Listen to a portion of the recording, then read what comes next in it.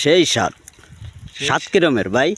আগে খাইছি লোকে 2005-06 সালে এই জিনিস। এই ফুড বাংলাদেশে এখন আর মানুষ খায় না, সেই চুলাকলইও নাই, ফুটও নাই। এটা শখ করে খালাম, মনে আছে বিরিয়ানি খেলেও এত স্বাদ লাগে না।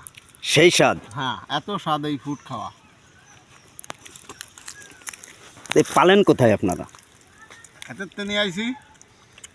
তাই হুম, মুরব্বীকে? এটা হলো মটর কলই। মুরব্বী কি হয় আপনার? মুরব্বী হলো মামা, আর এলো বিয়েই। আরে বাবা, সেই স্বাদ, খাওয়াতে খুব মজা লাগতেছে। মামা আপনার কাছে কিরম লাগতেছে? মজা লাগতেছে, সেই স্বাদ, ভারী মজা লাগতেছে। বিয়ের কাছে 20 বছর পর এই জিনিসটা খালাম। কয় বছর? 20 বছর। এত স্বাদ।